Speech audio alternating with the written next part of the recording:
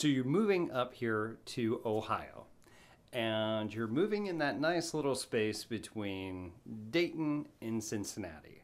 And you're trying to determine where you want to live and wondering, hey, should I be living in Dayton or should I be staying in Cincinnati? What are the big difference and what are the costs associated between these two cities? Well, in this video, my team and I came up with the pertinent information and numbers that you need to know before making that decision. So stick around.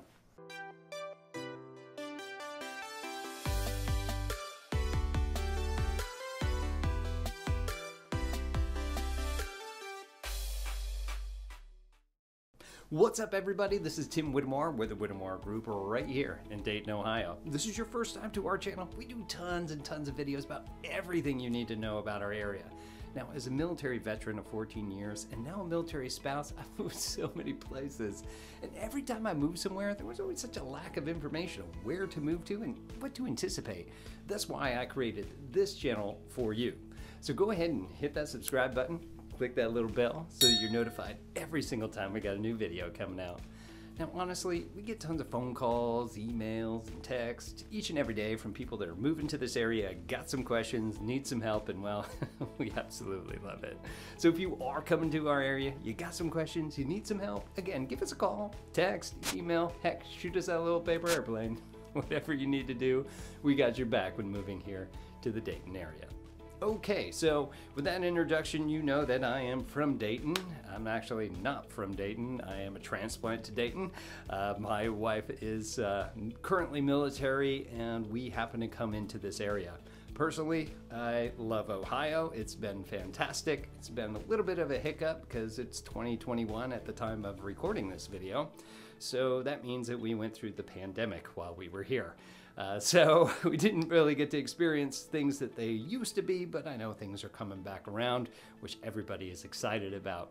So I've got a ton of information, as it is from an out-of-towner, coming into Dayton, and some limited information on Cincinnati. But what I can provide you in this video is tons of statistics that you'll be able to determine which one is going to be better for you. Now, I can tell you if we had a choice when we first moved here without knowing anything prior to me giving you the information for this video, we probably would have moved a little bit closer to Cincinnati. Why? Because we like to do a ton of stuff. But we didn't know much about Dayton either. Now, after living here, we really do enjoy it as well. So, without further ado, let's jump into it. We're going to talk about Dayton first, where I have plenty of experience and a good amount of legit numbers as well. So what we're going to do first is we'll talk about the housing, then we're going to talk about the cost of living, and we're going to do it for both. I'll give you some good information that I've got towards the end here as well. Okay, so let's get into Dayton. This is a real estate channel, so let's talk about housing. As of the date of this video, we're looking at the single family homes, the average for the area. Now, that's just not downtown Dayton. We're talking about all the suburbs, north, south, east, and west that most people move to when they're moving to the Dayton area. The median home price is $206,000. I pulled the numbers myself from the local MLS. That's what it is. Don't believe those other websites. It's got a high all the way up to $922,000. which I believe was in Oakwood, which is a gorgeous house, and a low of $11,000. And I've sold a house that was about $11,000, and I don't think it'd be livable. Those are the ones that don't necessarily have an HVAC or heating elements or anything, and the floor is a little questionable. Yeah, okay. Moving on, what we're going to talk about is the cost of living.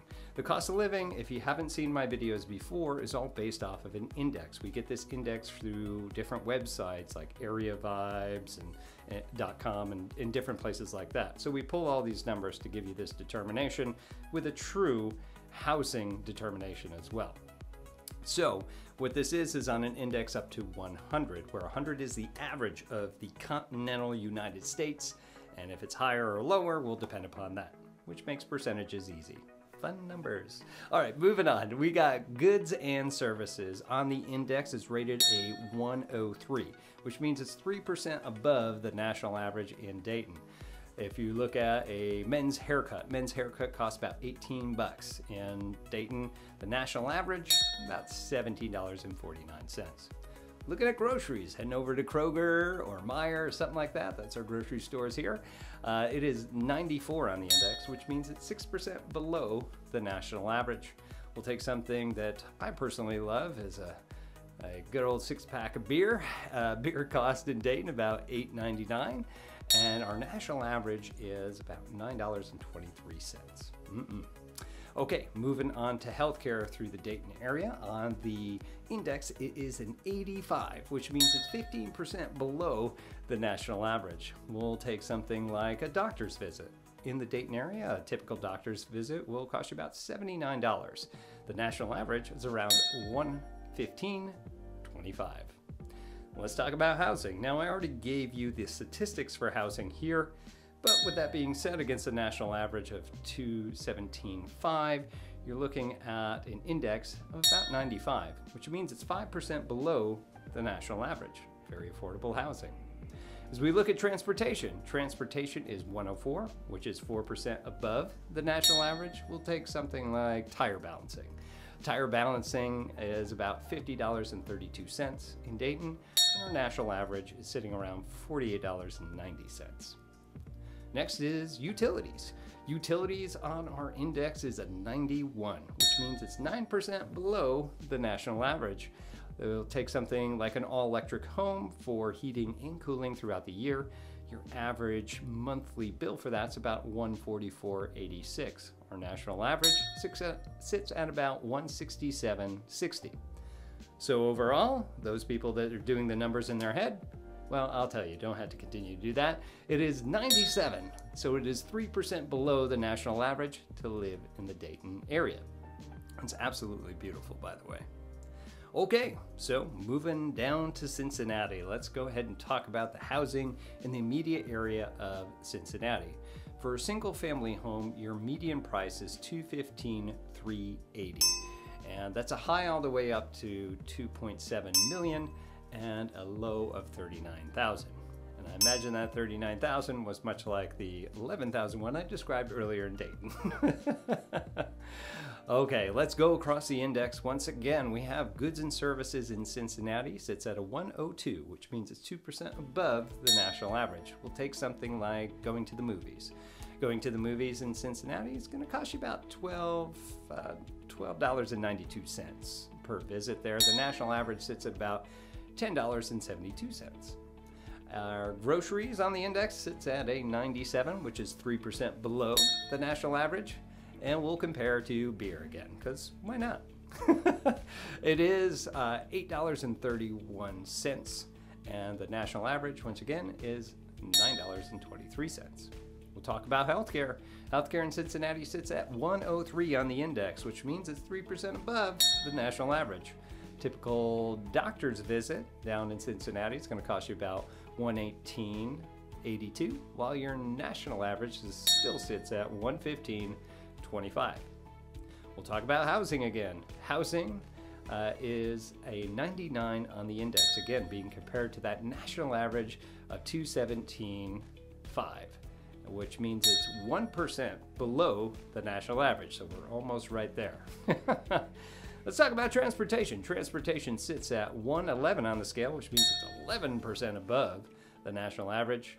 We'll take tire balancing, something like tire balancing once again, which is a $54.59, and our national average is still $48.90.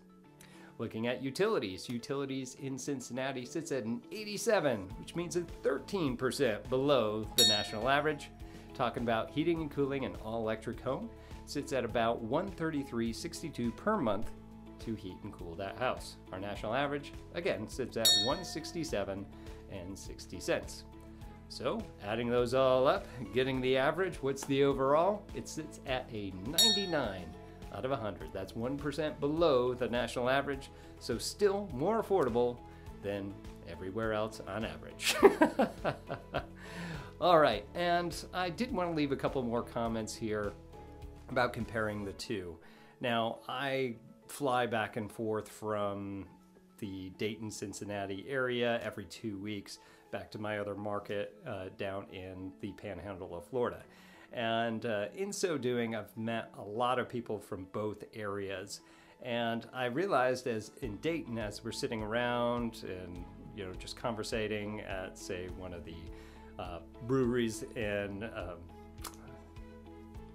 we're conversating in one of the breweries in Miamisburg or someplace like that, which actually was happening. I always notice that people are always comparing the two between how great Cincinnati is versus that area, or actually vice versa. I've actually heard it in the other areas. It's always like the grass is always greener type thing, even for those that live in neighboring cities. And I can tell you from experience that it really will just depend on what's important to you. If you want that bigger city feel, you want more of that stuff, Cincinnati might be the best bet. Of course, they've got all the pro games and everything that you get for a bigger city. Now, Dayton isn't that big in comparison, of course. And of course, it does have some of those amenities, but they have like a minor baseball league that was there. And Dayton did take a big hit when the car industry left in the late 2000s. And after that, it's been kind of in recovery.